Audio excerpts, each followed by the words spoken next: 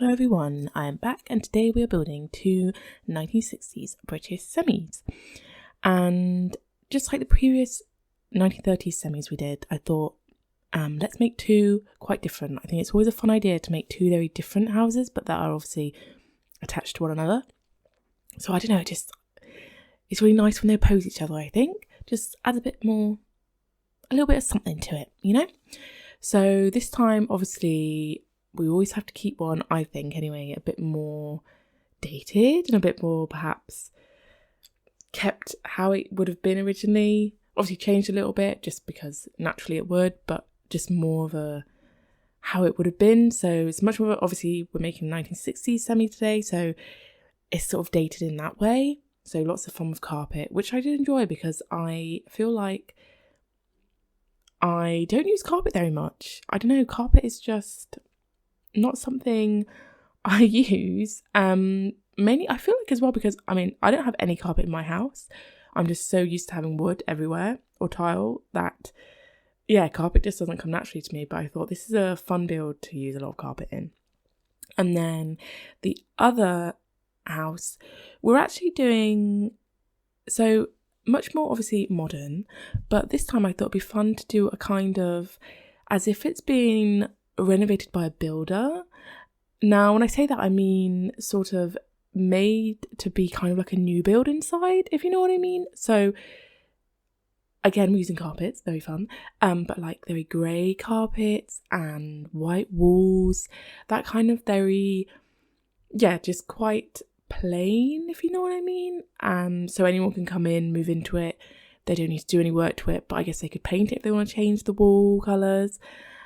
But like just kind of that modern new buildy vibe on the inside. And I thought it'd be kind of fun to do. And it's a type of build that I don't really do. I tend to make my homes very personalised and use a variety of like colours and things because I like them to be just kind of fun and nice inside and sort of just reflect maybe the family that live in there. But I thought this was a fun way to do something a little bit different, build in a different way. How I normally do. So I had fun. And it also really made me feel like we should build like a new build home, because I feel like British new build homes they just have this way of how they are. Like I don't even know how to describe, but they just have this unique look that I feel like we should really try building. So I think that'd be fun to do in The Sims. The one thing I didn't do, which I feel like I really should have on the house that, like I say, has been renovated by a builder. That's how we're going to describe it.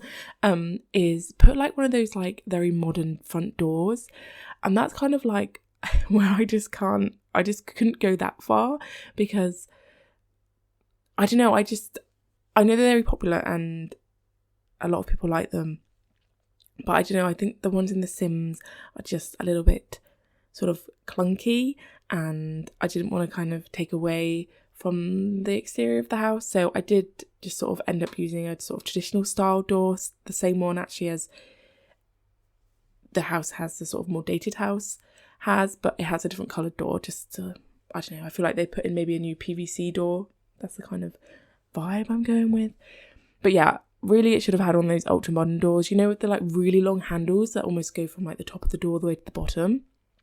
That's the type of vibe that house has. That was one step too far. I couldn't do that. But that's probably what I should have had. So this is, like I say, the house is perhaps a bit more dated and hasn't changed as much since it was bought, I suppose, originally in the 60s. And I imagine that perhaps just like a single sim lives here now, probably older, and at one stage there would have been a family here. So we do have sort of like a children's bedroom still that hasn't really changed and things like that. But I feel like now it is just one sim. I don't know why. I just kind of, as I was building it, I felt like just one sim lived here rather than a couple, say. So I had a lot of fun with some colours and things. So you can see already in the hallway, I used that like kind of, it's that carpet that's kind of run down, a bit grubby looking, with that really like funky pattern on it. And I just think, I don't know, it just immediately makes me think of like a 60s style house, rather than using, I don't know, like more hard floor. I do use some hard floor. It's not just like all carpet, obviously, but I like to think it would be like vinyl flooring, or like laminate flooring rather than like a solid wood flooring or anything. So something that they've put down themselves after, perhaps when they're redecorating. So yeah. And I do also use a lot of the new basement pack, which I think is really fun. Like this TV stand here, which is like a TV. It's quite cool. And then the TV on top.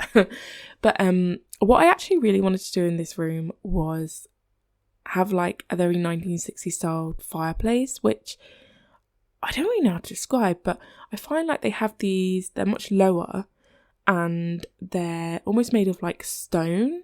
Sort of like how you'd imagine a stone house would have, or like a stone cottage, like that kind of stone.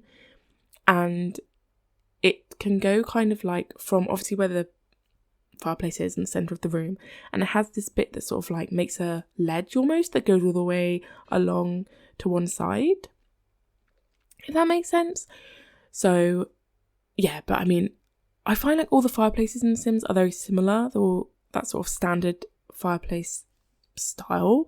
I know there is a couple of like sort of log burnery ones and things, but in terms of having a sort of traditional fireplace rather than a modern one, I feel like there's just sort of limited options, or they're all very similar. So I played around with trying to make the kind of fireplace I wanted to do, but it was just kind of looking a bit funky. So yeah, I just used a standard one, and like in my mind it would have been one of those, but yeah, so that's what we did.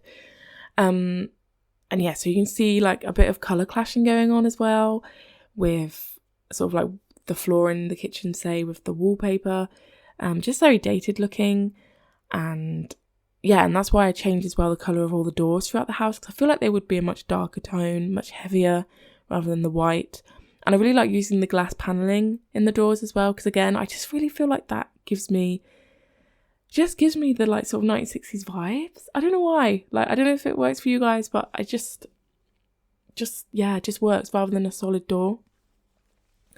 And also those curtains from the high school pack, which for me, I've always found or felt like they were like dated curtains that you'd maybe find in like your grandma's house. I don't know, like the way they have that kind of frill at the bottom of them, like a skirt almost.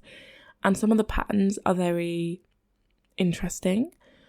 I'm guessing that's not wasn't the intention of them to like come across like that, but for me, I feel like they work really well in this style house because they're just so interesting. They're not the type of curtain I've ever come across myself, but I feel like that really fits the vibe, you know.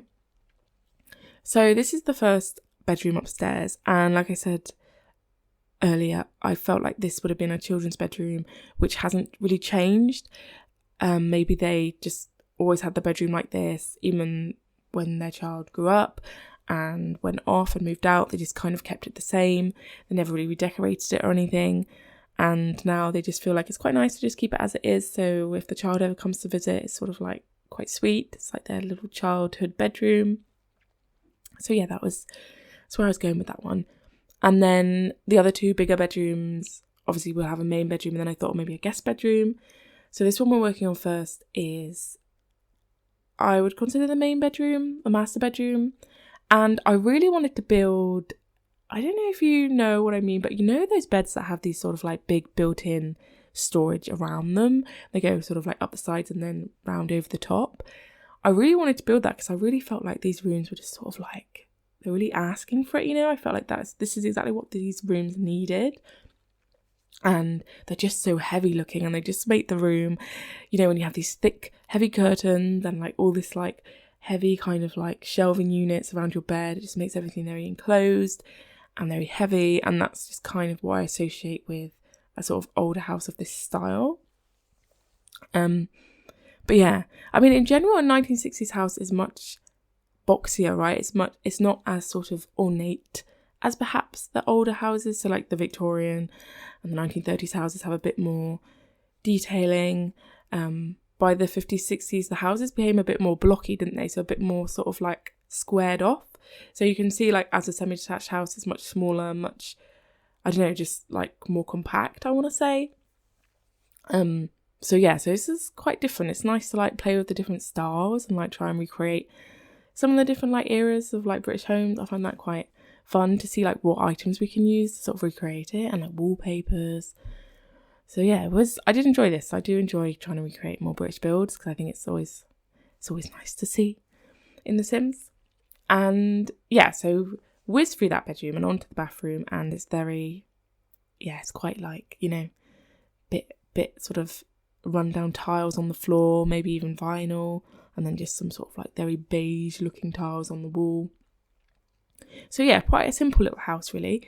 And then just a small little garden out the back. I mean, I say small, it's quite a nice size actually, sort of like medium size. I did think about adding garages to these houses, but I thought let's just keep it like this. I think this is quite a nice shape. But I did consider putting garages in, maybe at the side or even at the back, because I know sometimes you can sort of have them back at the back and then you have like a back lane. I thought that would have been quite nice. But I thought, let's just keep it simple. Because obviously, this is just an inspired build, so obviously there are lots of different kind of versions of a 1960s house. Some have, they can have little like porches. I've seen some with porches. Some have the front door on the side rather than sort of at the front of the house. So obviously there's all different kind of styles. This is just kind of the one I went for that I've seen sort of around me. So that's just kind of where I got the inspiration from. So obviously there's all sorts of different variations. But this is just the one I thought we'd do today. And I always like I did it the same in the front garden, add a bit of like lots of different grass types or like terrain paint types to the grass, because I always think the grass looks too perfect in The Sims, don't you think? Especially like we're here in Newcrest, we're building in Newcrest again, and the grass is just so luscious, isn't it? It's just too green for me. It's too bright. So I always like to make it just look a bit more, a bit more textured, a bit more going on. But so we're moving into the second house now, and like I said, quite different. White walls, grey carpets. It's just been sort of renovated, like I say, perhaps by a builder to then sell on, and the people who buy it don't really need to do anything to it other than make it how they want, and to their style. And whoever's bought this has just kind of kept it to the style. They obviously like that style, right? So they've just kind of kept it to this style. I imagine it's just a couple that live here, a young couple. Maybe it's their first home. It sort of gives me that kind of like style that it probably would be. And then what we do in the back here is we actually knock through the kitchen and the dining room to create a much nice or a bigger sort of open plan space. They haven't got this sort of small galley kitchen anymore, which just opens it up really. So it's much more of a social space. But and I do like to put, if you've seen that beam I put across the top, I just feel like that adds to the sort of like making it look a bit more realistic, because of course if you knocked through this kind of room, they'd have to put some kind of beam in to sort of support the weight. So that's why I put that beam there. It's just to sort of like make it seem a bit more how it would be in real life. But so you'll see lots of greys in this house, whites and greys, and obviously some wood. But and I actually used the real bifolds in this build, you'll be surprised to see, rather than making my own. I just thought, these people can have a proper one, a proper functioning bifold door. Very lucky they are. So, and then upstairs in this one, we actually, instead of having 3 bedrooms, we have a little office here, because I feel like one of the couple probably works from home, as a lot of people do now. So they might want this little office space where they can like do their work. And then again, we have 2 big bedrooms. So I would consider probably one being a master bedroom and then one being a guest bedroom. Because like I said, I feel like this is probably just a couple that live here, so we don't have any children yet. So don't have any children's bedrooms, but of course you can change it to however you want. Change any of them. You can have one of them empty. You can change the style of the houses however you want to play with it.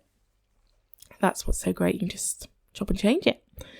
And you'll see I put these like big built-in wardrobes all along the walls, which I imagine are like, those IKEA ones you can get. I feel like they've just put them all across the wall to just get as much storage in as possible.